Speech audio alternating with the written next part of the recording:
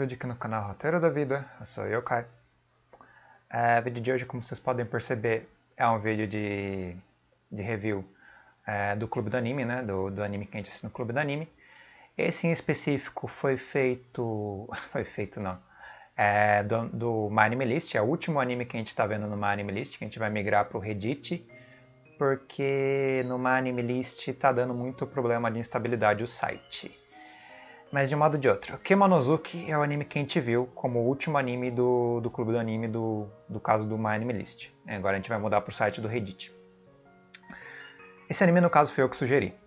Na verdade, ele foi antidemocrático também, porque a gente escolheu para ver o Blackjack. Só que o Blackjack eu meio que fiquei um pouco chateado, porque ele não é acessível. Ele não estava tanto para baixar quanto para legenda, porque ele não tinha completo em português. E acabou que, por tabela, a pessoa que não sabia inglês no grupo e não poderia ver o anime, porque segregou, né? É chato isso, mas se você tem um grupo, você teoricamente deveria um por todos e todos por um, ou seja, tem que ser em português. Se alguém não souber inglês, não dá, é Lima, entendeu? Lima tem que organizar o grupo no sentido de que todos possam participar com equidade, com, enfim, liberdade de poder participar. E no caso, acabou que escolhemos um anime que não tinha acessibilidade. Então fizemos esse clube do segundo colocado, que era o Kemonosuke. Kemonosuke, né? Vou errar o nome do anime, quer ver? Kemonosuke. Kemonozume. Então, fizemos um segundo clube com o Kemonozume, que era o segundo colocado da votação, que no caso eu sugeri para votação. E aí fizemos só os três, ou no caso o cara que não sabia falar inglês, não sabia ler inglês, e outras pessoas. E o clube foi muito pequeno. Na verdade, a pessoa que não sabia inglês acabou nem vendo e nem participando do clube. Quer dizer, ele viu o anime, mas ele não participou do clube porque não estava afim, né? Tava desanimado. Mas acabou ficando 2 pessoas o clube inteiro, que era eu e o mexicano. E o que eu posso dizer sobre esse anime? Ele é um anime de 2003, não, é um pouco mais velho, 2006, 3 anos mais velho, temporada final de 2006, e ele é do Yuasa. O Yuasa é um diretor extremamente único, digamos, singular, né? Original até certo sentido, mas a animação dele tem uma pegada, digamos, de um traço mais rascunhado, um traço mais feio, rudimentar, que não é rudimentar por ser rudimentar, mas é de propósito. Então, muito do que o Yuasa faz é considerado fora da caixa só pelo traço, só pela estilização. Ele fez, se eu não me engano, e quase certeza, o anime da temporada passada da... eu vou ter que ver aqui, porque eu esqueço o nome dos negócios. Mas ele fez vários animes extremamente interessantes, mas a temporada passada foi aquele das meninas que faziam só o próprio mangá. Ele fez Devilman Crybaby também. E é muito famoso Devilman Crybaby. E ele fez o Eizouken. Agora o nome é Eizouken. Eizouken da temporada passada, como vocês viram, é um anime muito tranquilo. Ou seja, muito pé no chão. Só que no caso do, por exemplo, Devilman Crybaby, do Ping Pong, que eu não cheguei a ver, mas é muito bom, e do Mind Game, que é um filme, ele costuma, com frequência, sair muito da caixa. E esse aqui é o suprassumo do sair da caixa dele, é um dos suprassumos do sair da caixa dele, que é o Kemonozume. Esse anime que ele conta a história de 2 personagens, que no caso é a Yuka e o Toshihiko. E tem a história de um monstro que foi criado pelos deuses, a humanidade existia, a humanidade meio que teve um romance ali entre os humanos, né? Entre os humanos que os deuses não permitiam. Os humanos tinham forma humana no início da existência. Esse romance não foi permitido pelos deuses, os deuses ficaram irritados e amaldiçoaram esses 2 humanos e meio que criou uma espécie segregada de humanos. Tem os humanos e tem os demi-humanos, os demônios, que são os bestiais, chamados de Shokujinki. Os Shokujinkis, eles são demônios canibais. Eles são humanos canibais. Parecido com o Tokyo Ghoul um pouco, né? Um pouco do Tokyo Ghoul. E o que eles fazem? Eles literalmente têm a pulsão bestial de comer os seus semelhantes. Só que eles se transformam em bestas. E a parte central deles é as garras, né? As mãos. As mãos ficam umas garras monstruosas, bestiais. e eles acabam também se tornando corporeamente bestiais e comendo humanos. E nisso, isso é milenar, é uma história milenar dessa maldição que foi feita pelos deuses. Essa é a premissa do anime, tem até numa anime list, eu vou jogar pra vocês aqui a tela pra vocês lerem. Mas é uma premissa bem interessante, né? Essa aqui é o anime no caso. E aqui tá em inglês, infelizmente tem em inglês, mas é mais ou menos isso. As criaturas que foram amaldiçoadas, né, pelos deuses e que eram humanos inicialmente acabaram se tornando canibais e se tornando bestiais. Vocês podem ver, eles têm garras, o corpo também se transforma. E aí nisso, com o passar do tempo, como segmentou a raça humana, dentre os humanos criaram a raça de caçadores, especializados em caçarem os Shokujinks, que são os humanos excluídos, são os humanos negativos, os humanos monstruosos. E aí vai ter os caçadores, que é o bando do Kifuken. Kifuken é uma espécie de samurai com trajeitos samurais, com trajeitos medievais japoneses que caçam com espadas os Shokujinks e matam os Shokujinks, que no caso matam os humanos por tabela.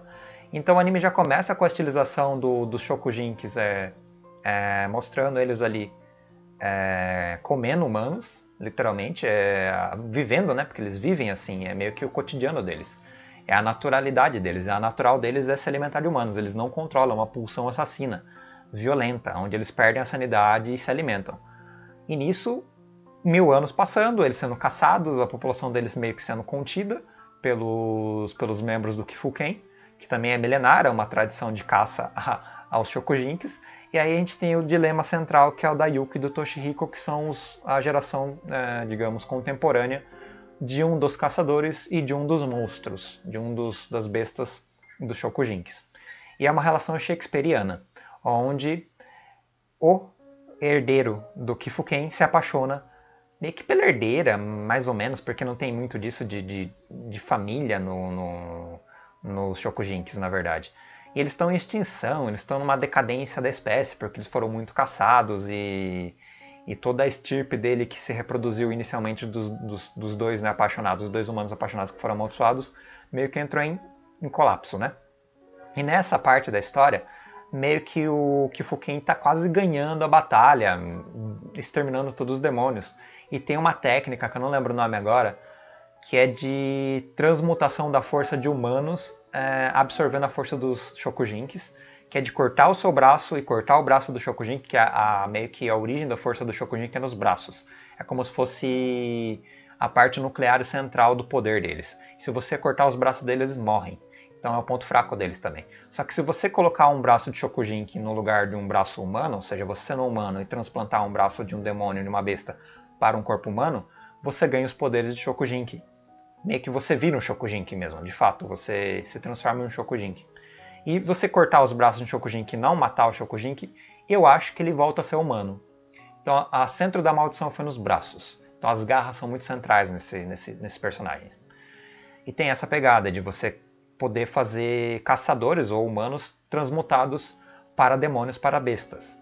E isso acontece que eles descobrem essa técnica e o próprio Kifuken aplica essa técnica. Quando eles aplicam essa técnica, o cara que é transformado em besta, ele pode tentar controlar as garras, tentar controlar a bestialidade ou sucumbir a ela. É muito difícil controlar a bestialidade, tanto que ninguém conseguiu controlar a bestialidade, tirando uma pessoa, que é um dos da geração passada do caso do protagonista, né, o Toshihiko, que é o Aoba. O Aoba foi meio que um dos mestres do Kifuken, da geração anterior, a do Toshihiko.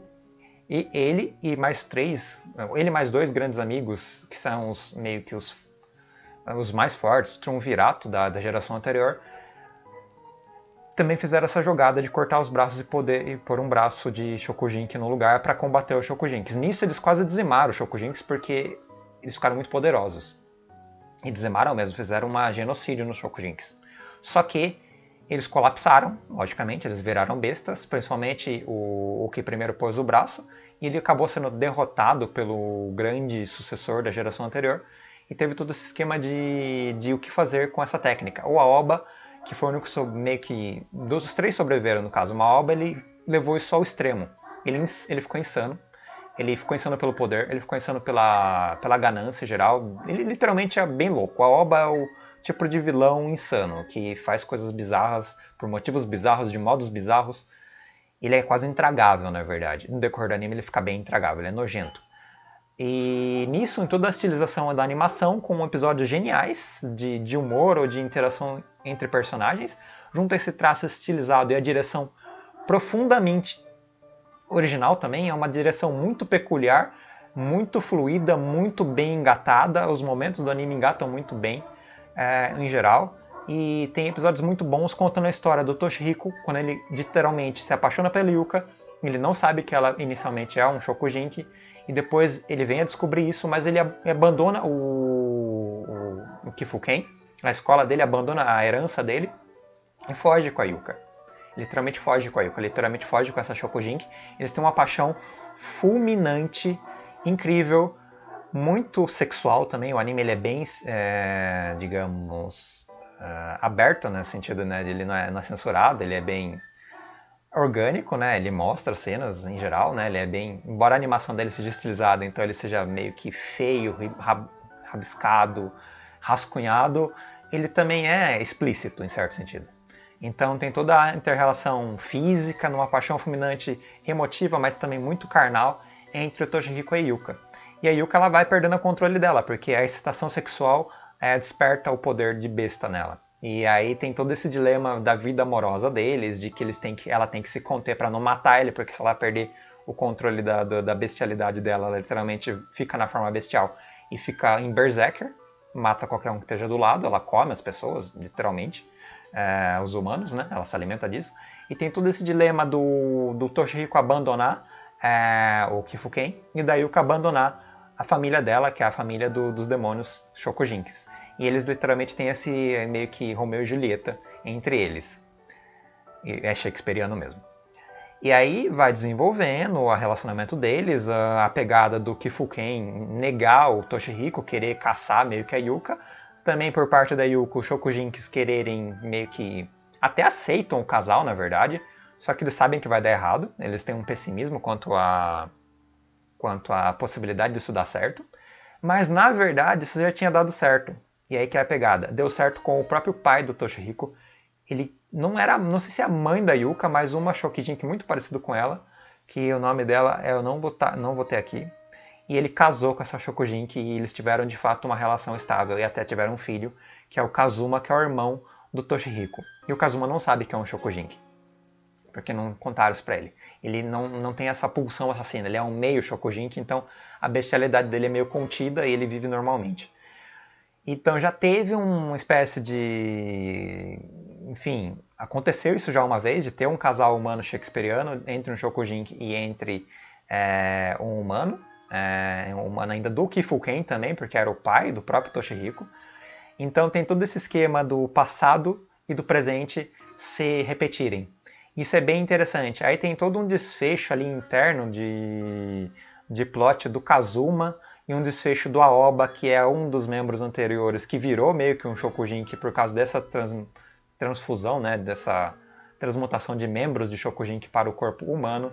Tem todo o mistério que vai ser desenvolvido sobre o que aconteceu com o casal, né, com o casal inicial, que é o pai do Toshihiko, e a Shokugeki, que eu não sei se é a mãe da Yuka, acho que não é a mãe da Yuka, mas uma Shokugeki que no caso é a mãe do Kazuma, que é o irmão do Toshihiko.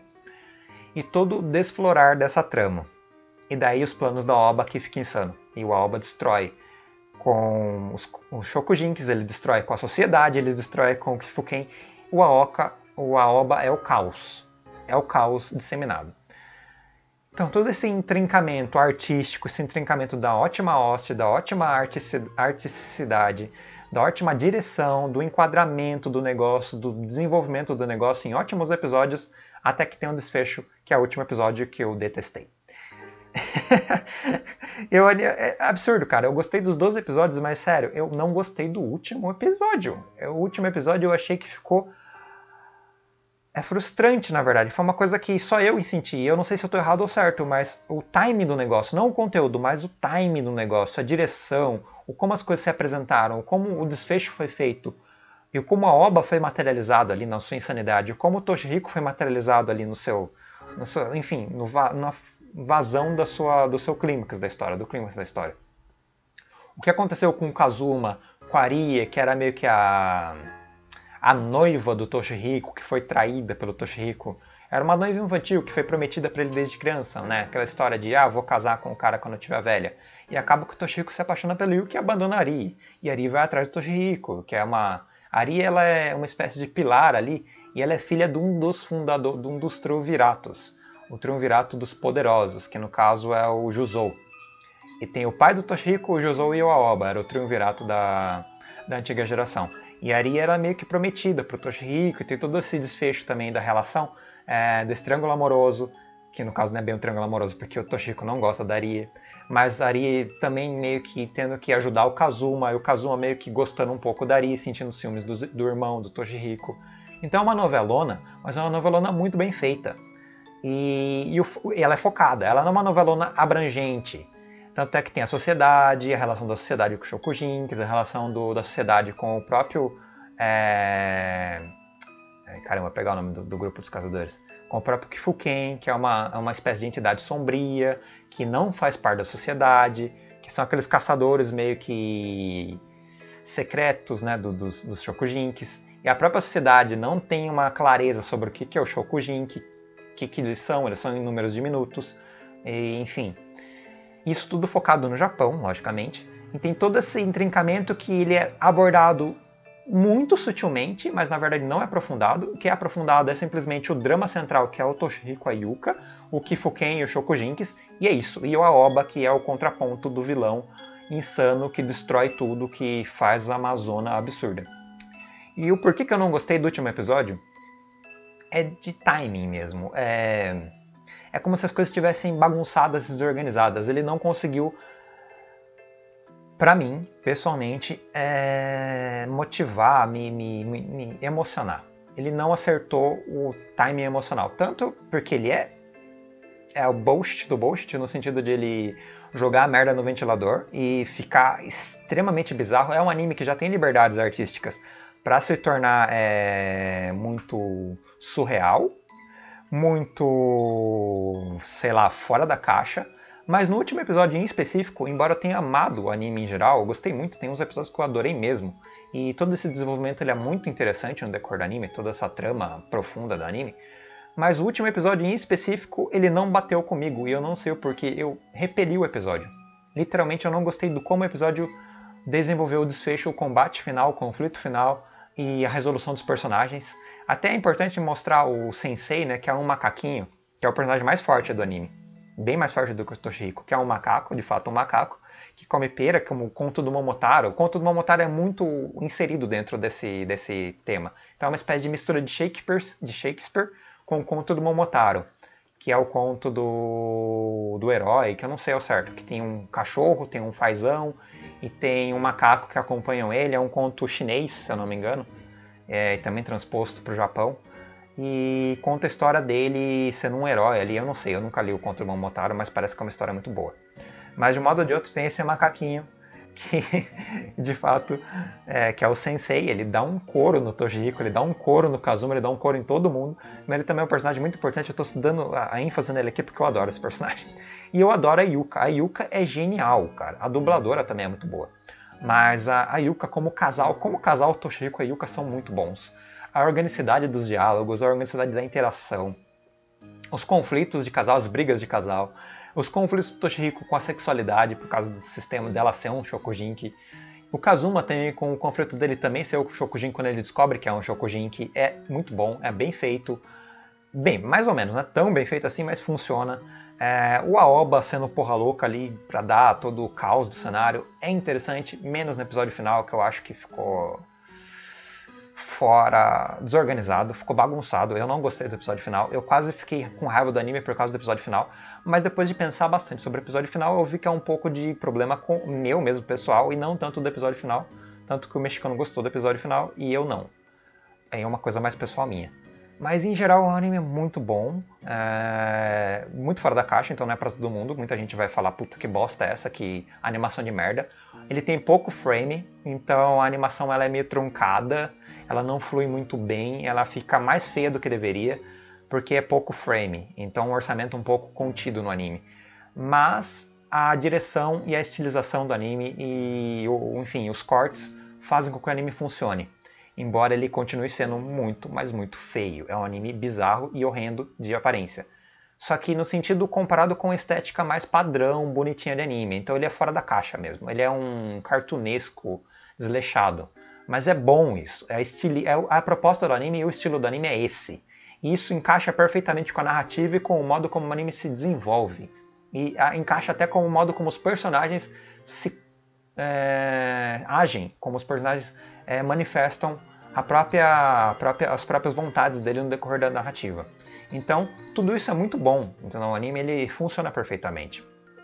Só que, claramente, ele é incômodo. O visual dele é incômodo. Então, você tem que acostumar. No último episódio, o visual acabou até me incomodando no último episódio, mesmo ele não tivesse mais me incomodando no decorrer do anime, que eu acostumei com o visual. No último episódio, o time do negócio ficou feio, ficou ruim pra mim, né? Eu achei ruim. E acabou que até esse visual que não me incomodava começou a me incomodar. E tem uns exageros, tem umas coisas que são surreais, que até você tem que aceitar, porque ele força, é forçado algumas coisas no anime, principalmente no último episódio, e acaba. Acaba bonitinho. Acaba com o colapso geral do Shokugeki e o colapso geral do Kifuken. Mas, como ele tem um final de nova geração, então as coisas podem, ou seja, voltar a desbravar-se, né? Mas aparentemente os Shokugeki acabam extintos nesse fim do anime. Tirando os híbridos, né? Que os híbridos sobreviveram, os meio a meios. E é muito triste, muitos personagens sofrem e morrem. E tô dando spoiler demais já. Mas é um anime que vale a pena demais, assim. Vale a pena demais por ser diferentão, por ser muito fora da caixa, por ser um dessa geração aí de 2000, né? 2000 e pouquinho, pouco depois de Evangelion até 2010, que tem animes muito diferenciados. E como um dos animes iniciais, não sei qual o anime inicial do diretor, né? Que é o Yuasa. Mas como uns animes mais específicos, mais de personalidade dele, sabe? De expressividade e da diferenciação assim do que significa a indústria do anime. Então é um anime muito, mas muito fora da caixa. E é o estilo do Yuasa, assim. O Yuasa ele mantém esse estilo constantemente, tanto que vocês viram no Eizouken esse estilo, vocês vê ele em tudo quanto é canto. O Yuasa é um diretor assim extremamente interessante, assim, e muito bom, assim, em vários sentidos. Respeito muito os animes dele. Não tem nem como falar mal do cara, o cara é foda. Mas esse, pessoal, foi uma grande review desse anime, que eu gostei bastante, embora eu tenha tido esse... É raro acontecer isso comigo, sabe? De eu não gostar do episódio final, quando um anime que eu gostei bastante do anime, e o episódio final, ele meio que me dá muita raiva. É muito corrido, eu vou dizer que é rushado o episódio final. Ele é bem rushado, tem muita informação. E ele fica muito bambeando, assim. Tipo, ele não é muito coeso, então isso me deixou meio desnorteado. Mas é muito raro eu ter problema com o episódio final de anime. E, digamos, do percurso, né? Porque, tipo, eu tive recentemente com o Grafnir. O Grafnir, acho que o nome é esse. Tive muito problema com o episódio final, na verdade, com todo o trecho final do anime. Mas o anime não é grande coisa. Nesse anime, no caso, eu tava gostando muito e o episódio final ele me deu um choque. Então é mais ou menos isso. É uma review longa, é uma review um pouco cansativa, mas vale muito a pena vocês verem esse anime, ou quem já viu deve ter gostado. Eu acho. Porque você viu, você provavelmente gostou. Difícil ter hater nesse anime, porque você geralmente é expulso do anime no primeiro episódio ou no segundo episódio se você já não completa o anime, entendeu? Então se você viu até o fim, provavelmente você gostou. E é isso, pessoas. Vou cortar aqui o som de fundo e vou gravar a ending do anime pra vocês, como eu sempre faço nessa dos clubes do anime, né? Que eu gravo a abertura e a ending. E talvez tenha mais coisas que eu gostaria de falar, mas tem personagens muito bons. Tipo o Gigante Gentil, que é o filho do Aoba. É um ótimo personagem. É o Oba, o nome é com O. Tava falando o nome errado dele, mas enfim. E tem outros personagens secundários interessantes, como a Arie também, é um personagem secundário triste, trágico. O próprio Kazuma também. Os conflitos que o Oba faz ele ter que passar. Como o Oba zoa a sociedade, ele manipula geral. Mas enfim, já estou falando demais do anime. É spoiler demais. Mas é isso, pessoas. Obrigado por me verem cortando aqui. Cortando o áudio também. Até breve. Falou!